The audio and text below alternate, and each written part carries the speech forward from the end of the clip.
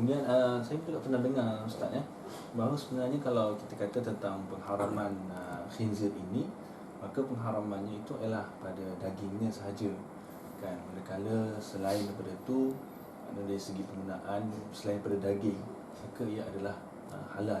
Jadi pandangan Ustaz bagaimana dan juga pandangan ulama mengenai isu ini?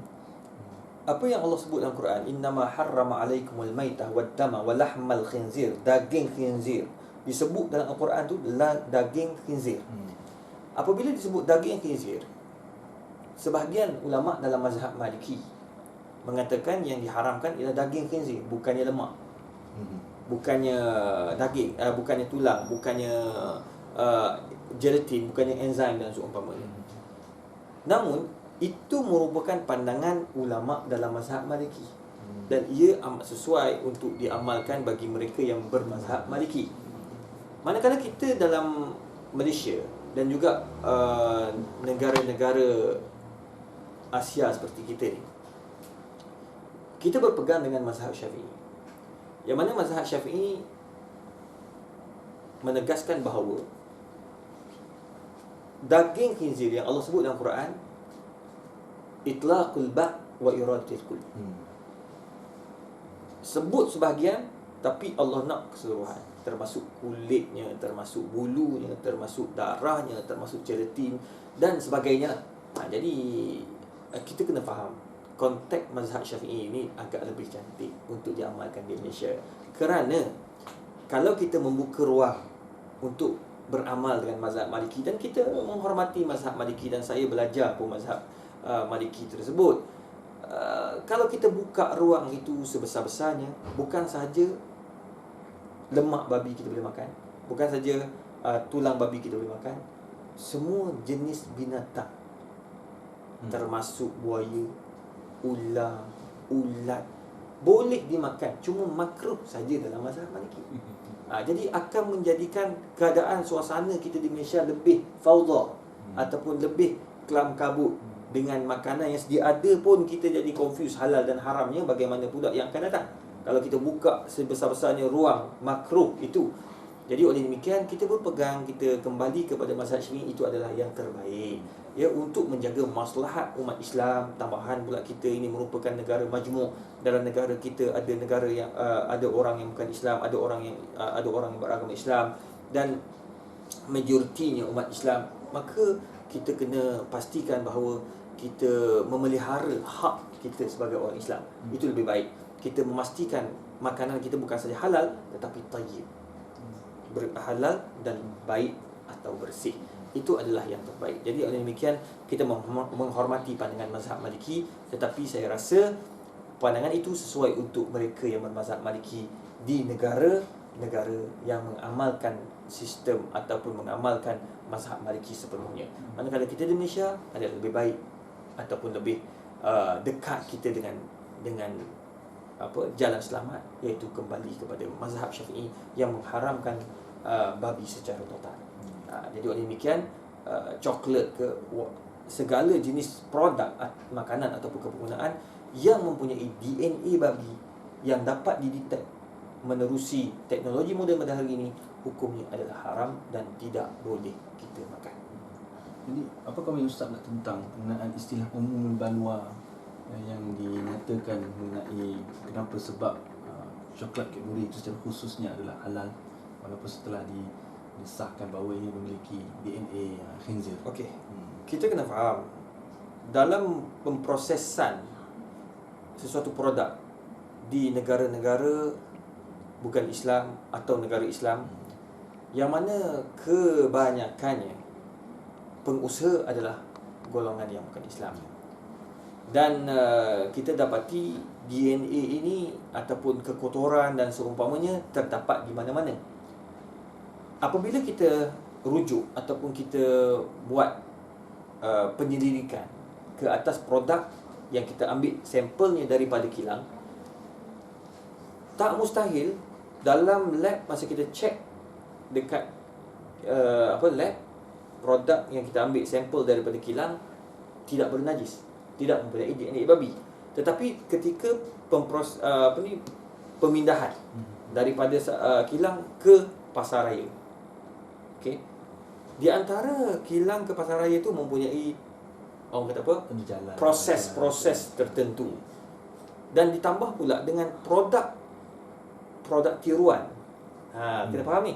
Produk tiruan ataupun coklat jenama Cadbury di luar negara yang memang tidak ada halal. Tak dapat pun logo halal. Tak ada pula penasihat syariah. Mungkin masuk ke negara kita, masuk pula dalam pasaran, mereka hanya tukar packaging saja tanpa memberi maklum kepada JAKIM. Jadi proses-proses ini yang tidak mampu kita untuk menanganinya, memandangkan kita pula mempunyai kekangan kaki tangan yang tidak, orang kata apa, menggalakkan, tidak cukup untuk jaga semua produk seluruh dunia, bukan saja Malaysia, sebab kita jaga seluruh dunia punya produk. Yang masuk ke Malaysia, itulah yang kita akan jaga. So kita hanya mampu melihat daripada sampel yang terdapat di kilang, dan kita nak bagi logo halal ni kepada kilang tu. Bila kita bagi logo halal kepada kilang tu, produk yang dihasilkan juga akan mendapat halal. Termasuklah produk-produk ni kita akan cek semua satu persatu. Jadi di situlah kita akan bagi logo halal pada kilang dan juga kepada produk yang dihasilkan dari kilang tersebut. Tapi bila dah keluar, pengusaha-pengusaha ni macam-macam cara. Ada pengusaha ataupun penjual, mereka nak dapatkan kos lebih murah, dia orang beli daripada luar negara, dia tukar packaging saja. Jadi ini pun mungkin berlaku. Jadi oleh demikian, di antara benda-benda yang luar daripada kemampuan JAKIM ataupun kemampuan pihak berkuasa, maka itu dipanggil umum peluang. Jadi kalau kita tengok Ustaz kan kekeliruan ni, jadi macam mana komen Ustaz tu kita menangani kekeliruan ini, dan malah terlihat pun ada yang menyalahkan pihak JAKIM, ada yang menyalahkan Kementerian Kesihatan Malaysia, dan maknanya berlaku satu pertembungan dalam isu ni. So Ustaz punya komen dan juga nasihat. Saya melihat bahawa kita orang Islam di Malaysia khususnya, bagi orang awam, saya merasakan kembali kepada apa yang Allah sebut dalam Al-Quran, fas'alu ahla dzikri in kuntum la ta'lamun. Kalau kita tak tahu, bukan dalam bidang kita, kita tanya kepada orang yang pakar. Kita jangan membuat satu analisa sendiri. Jangan mudah menuduh kepada pihak-pihak tertentu sehingga akhirnya menimbulkan perbalahan di kalangan umat Islam. Jadi yang rugi adalah orang Islam. Orang bukan Islam akan lihat dan gembira apabila tengok orang Islam bergaduh hanya pada topik yang sangat remeh, sedangkan benda itu telah disahkan oleh pihak berkuasa yang berautoriti, yang disifatkan sebagai ahli zikir, yang ada ilmu dalam hal ini, seperti JAKIM, mengatakan bahawa produk Cadbury ini halal dimakan kerana tidak terdapat DNA babi padanya. Maka kita sebagai orang awam kena respect, terima apa yang disampaikan ataupun apa yang telah dijelaskan oleh pihak berkuasa seperti JAKIM yang berautoriti dalam hal ini. Maka kita orang awam, kita kena terima berlapang dada. Kita terima itu adalah ijtihad mereka, dan kita ada hak untuk makan dan ada hak untuk tidak makan. Sebab itu merupakan perkara yang tidak wajib ke atas kita makan, betul tak? Tidak ada lagi orang makan Cadbury dengan nasi. Sarapan pagi dengan Cadbury, makan nasi tengah hari dengan lauk ikan bakar dengan Cadbury. Tak ada lagi orang makan macam tu. Jadi oleh demikian, kita hanya mampu untuk bersangka baik kepada JAKIM, pihak berkuasa yang berautoriti dan juga telah melakukan sebaik mungkin. Sebab saya terlibat dengan halal negeri Selangor. Saya terlibat juga dengan pembuatan modul halal JAKIM. Jadi kita tahu bahawa mereka ini cuba sedaya upaya untuk menghasilkan, untuk melakukan yang terbaik produk-produk halal di Malaysia. Jadi kita bersangka baik kepada mereka. Cuma kita orang awam ambil saja apa yang difatwakan secara umum, bahawa kita terima itu adalah fatwa ataupun itu adalah merupakan ijtihad daripada JAKIM yang mengatakan Cadbury halal. Tetapi kita ada hak untuk tidak makan, ada hak juga untuk makan. Kalau kita tak nak makan, kita jangan paksa orang jangan makan. Okey? Kalau orang lain makan, kita jangan pula mengatakan kamu dah makan benda yang haram. Tak boleh. Sebab telah sah kan, bahawa ia tidak haram. Jadi kita hanya boleh diam, waraknya tidak makan. Kalau orang lain makan, itu terpulang kepada tuan punya badan, dan kita tak perlu nak bersangka buruk kepada orang yang makan. Manakala kepada JAKIM, nasihat saya kepada mereka bahawa dalam hal-hal seperti ini kita kena lebih telus dan lebih responsibility. Bermaksud, apa yang saya maksudkan, bahawa mereka kena mengambil satu inisiatif bagaimana nak terangkan kepada rakyat. Kita ada pelbagai media. Kita ada TV1, ada TV2, TV3, Astro, dan kita ada juga TV Al-Hijrah, TV9. Semua mereka ini bersedia untuk menerima pakar-pakar daripada JAKIM untuk menjelaskan kepada rakyat yang 27 juta hampir, ya, rakyat Malaysia nak tahu kenapa berlakunya kesilapan ini, kenapa berlakunya kepincangan di antara mereka, khususnya dalam penentuan Cabri ni ada babi atau tidak, DNA babi atau tidak. KKM kata ada, manakala JAKIM kata tidak ada.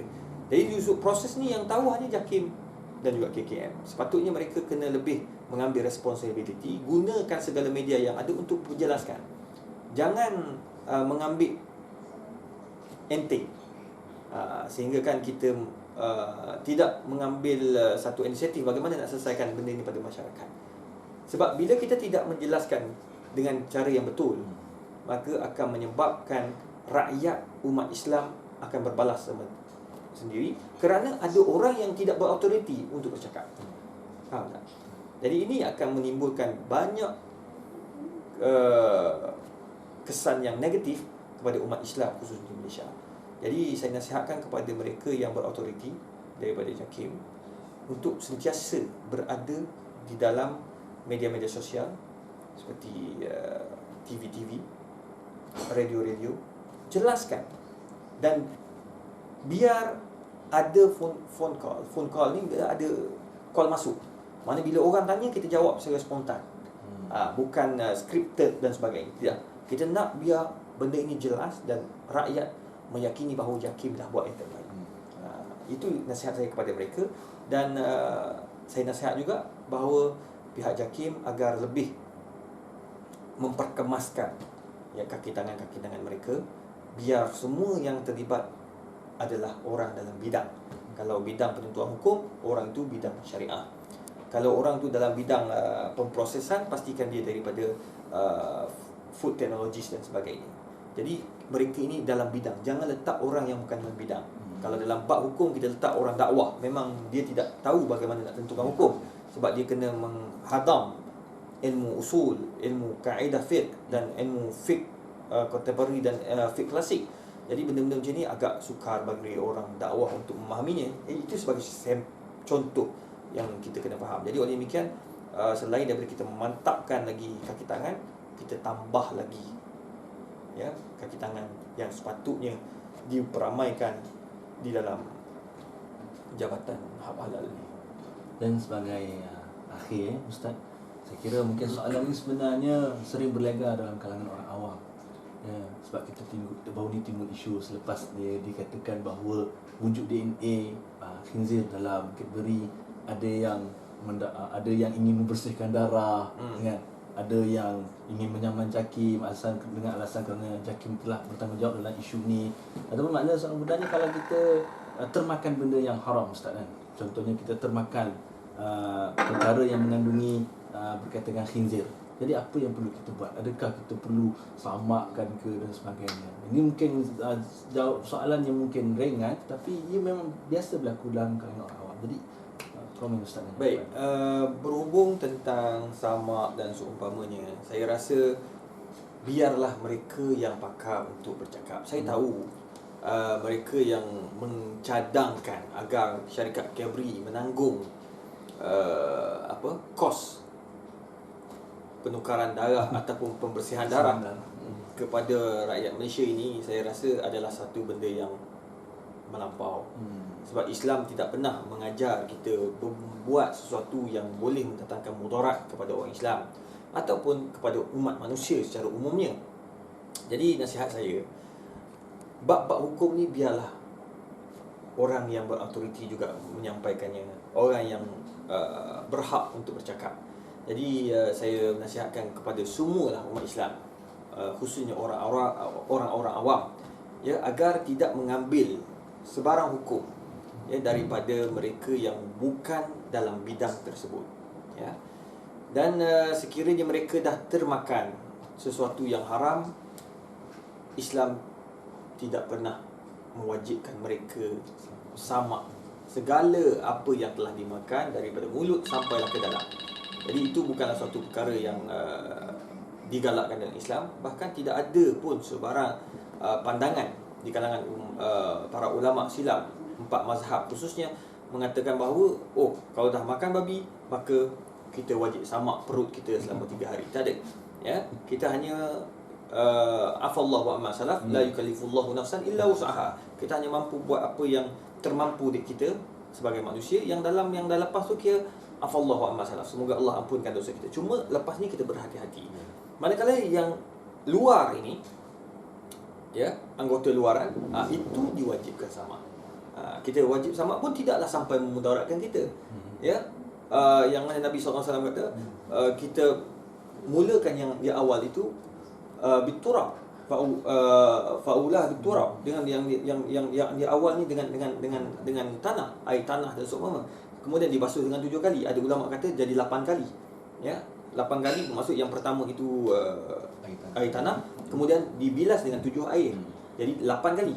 Ada ulama mengatakan 7, dalam 7 tu yang Nabi kata sab'an tu, 7 satunya dengan air tanah, 6 dengan air bilasan. Jadi apa cara sekalipun, insya-Allah ia telah berlaku sama. Jadi jangan risau, insya-Allah kita tidak tergolong daripada orang yang najis, insya-Allah. Alhamdulillah, terima kasih ucapkan kepada Ustaz kerana sudi meluangkan masa untuk menjawab isu ini, memberikan pandangan, memberikan nasihat. Ini isu terutama mengenai DNA khinzir, dan juga kita dapat memahami mengenai isu istihalah ni. Mudah-mudahan sedang penonton dapat penjelasan mengenai ini. Dan yang paling penting apa yang Ustaz sebutkan tadi, bila berlaku isu-isu sebegini, maka rujukan kita ialah ahlul zikr. Kita kena tanya orang yang ada autoriti, yang ada kepakaran, bukan hanya mengambil ilmu daripada Facebook semata-mata, daripada Twitter, daripada barang-barang daripada semua-semua yang tidak ada autoriti. Jadi sekali lagi diucapkan terima kasih kepada Ustaz, ya, atas kesediaan untuk bersama-sama pada malam ini berkongsi ilmu, ya, dan diharap sedang penonton mendapat manfaat dan faedah dan juga hilang keraguan. Mudah-mudahan Allah Subhanahu Wa Taala sentiasa membimbing kita untuk ke arah kehidupan yang lebih baik lagi.